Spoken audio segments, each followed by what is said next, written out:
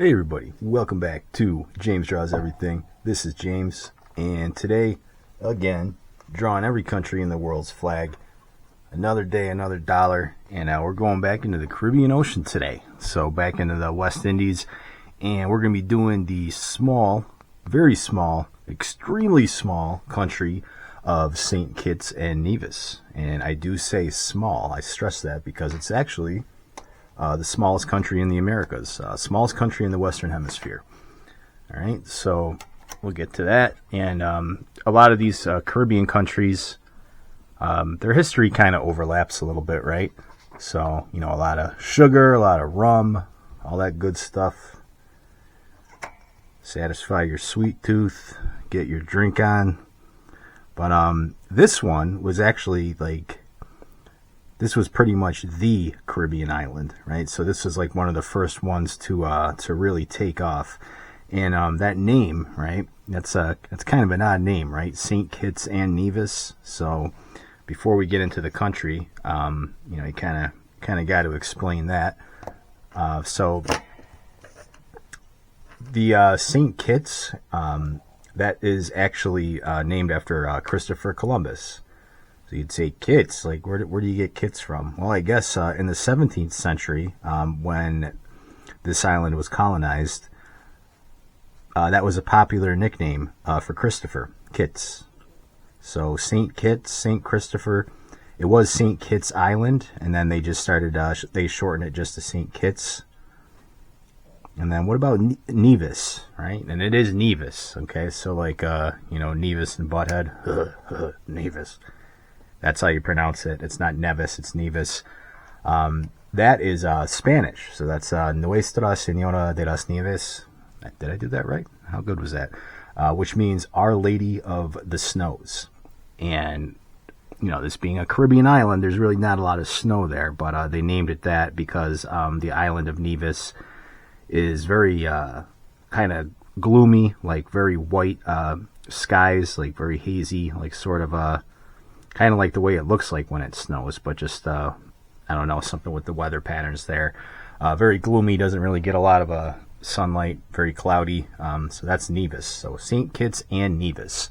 And they are two islands, okay? So you don't just call it Nevis, or you don't just call it St. Kitts. You will anger the locals with that.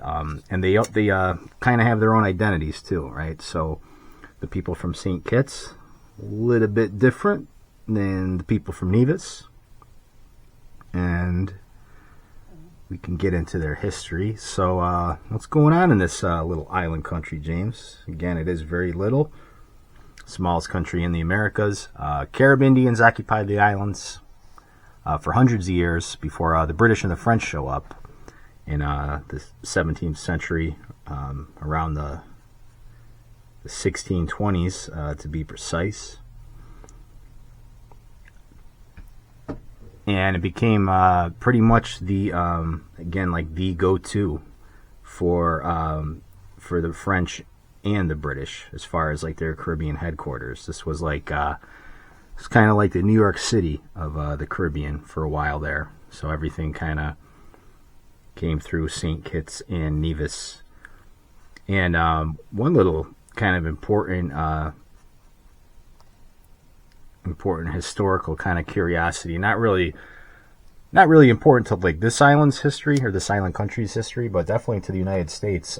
This is actually where Alexander Hamilton was born. All right, so he was born on the island of Nevis. And just on a little side note here, if anybody saw that goofy Broadway show about him, and yes, I think it's goofy. Sorry. They really play up how he's like he's an immigrant, right? Because he wasn't from America. He was from Nevis. So it's always been a country of immigrants. And well, no, he was a British subject, right? And there wasn't a United States yet when he came here. So he was he was moving from one British colony to another. So it wasn't really. Anyways, we'll talk about Alexander Hamilton some other time. Once I'm done with this project, I gotta I got a lot of stuff planned for history and all sorts of things that we can draw, talk about, and all that. So, James, back to St. Kitts and Nevis. All right, so the French, they cede the territory to the British in 1713. So then the British are pretty much running things through the end of pretty much up to the modern time. So it was the richest crown colony per capita in the Caribbean as a result of that sugar trade. And I think I mentioned this before, but this is pretty much every Caribbean island claimed to be like the gem of the Caribbean. They were the, the best one. Anyways, yeah, so rich sugar trade, rum, all that good stuff. And they were administered basically as, separate states, like the island of St. Kitts and the island of Nevis. And that kind of stayed that way until the end of the 19th century, where the British, they smushed them together. They forced them together into their own state. And then the island of Anguilla was also incorporated into that territory. But this is just St. Kitts and Nevis, right? It's not St. Kitts and Nevis and Anguilla. So in 1967, the Anguilla becomes, or actually 1971, it secedes from the state. In 67, it becomes an associated state of the UK, basically with full internal autonomy. So, right, this is post World War II. So a lot of these like countries, when you hear stuff like that, sovereign state or associated state but internal autonomy, they're kind of getting a trial run for independence. So they do get independence in 1983 as just St. Kitts and Nevis. So a little bit later, right? It's definitely a newer country on the map. And because there's those like unique identities for each island, right? It's not like just one kind of unified culture. They do make some noise here and there about separation. So the state of Nevis, or the island of Nevis, I don't know if you call it a state anymore, but the island of Nevis, they want to secede, do their own thing, and they actually had a referendum in 1998 to separate them, but it did not pass. So they do remain a country with St. Kitts.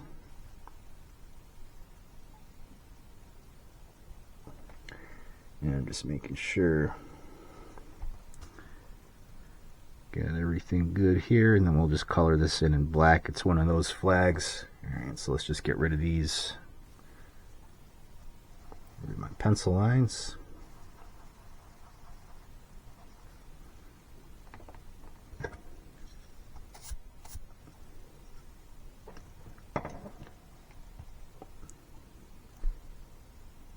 Yeah, so I guess this country too, if you go there, I think it's one of actually kind of like the cheaper countries to travel to as well. If you're outside and you're on the beach enjoying your drinks, I guess you got to be careful. They got a monkey problem. James, no, I mean they got. So I guess there's more monkeys than people on this island, and I guess the monkeys are notorious for stealing drinks, right? So if you're just, if you get up to go to the bathroom or something, watch out, because don't leave your drink unattended. Or the monkey's gonna slip a roofie in it? No, they drink them. So you got some mischievous monkeys on this island, and I guess they actually do get drunk too and cause trouble. So that sounds kind of fun. I would like to go there and see some drunken monkey fights. And yeah, if you're interested in U.S. history too, there is of course like a historical site for the birthplace of Alexander Hamilton. So if you're into that sort of thing, All right, so that's the flag. And then let's just polish it off here. Close our borders on this flag.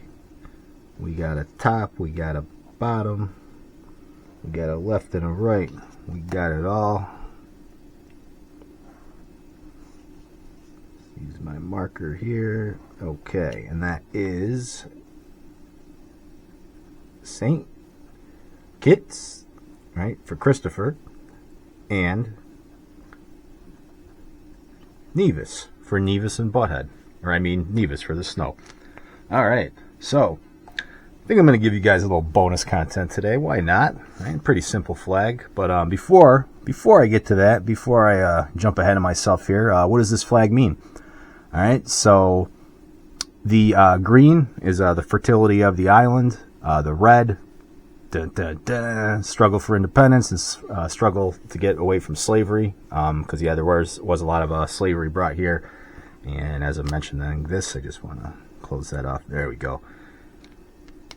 Yeah, typical Caribbean island, right? So there's a big Afro-Caribbean population there. The yellow is the year-round sunshine, and the black is the African heritage of the people, with the white stars standing for the two islands, St. Kitts and Nevis. But I guess it can also mean hope and liberty. But it could also mean independence and optimism. So this flag, it can mean whatever you want it to mean. So, but yeah, bonus content time. So, got a little map of the islands here, right? So St. Kitts and Nevis, and you know, if you ever, you know, this might come in handy someday. You know, if you don't know where you are, it's, you know, the island that looks like this. All right, so it kind of looks like a chicken wing, right? Or like a drumstick, but yeah, so if you're high enough to actually see the entire island, you might actually have bigger problems than not knowing where you are, because you'd be pretty high up in the air. So I think this, yeah, again, it kind of looks like, it looks like a nice piece of fried chicken. So we're gonna. But again, you know, you never know. You might not know where you are one day, and this could save your life, this little information. So when you see this big piece of fried chicken, be like, oh, that's St. Kitts and Nevis. All right, now I know where I am. Yeah. Got a nice golden crust. It's got that bone on the bottom, right? You can see the bone a little bit. And then, you know, we fry it in beef tallow, of course, right? No seed oils here. So there. And the island, of course, has a lot of little bumps on it for the elevation changes, for the, you know, that skin on the chicken. So yeah, it's oh wait, what about Nevis though? We can't leave Nevis out. So this one looks like that looks like a piece of fried chicken, and then this one, I got it. Here we go.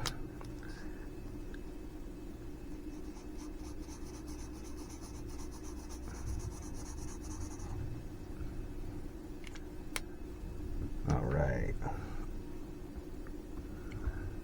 Give me just a second here.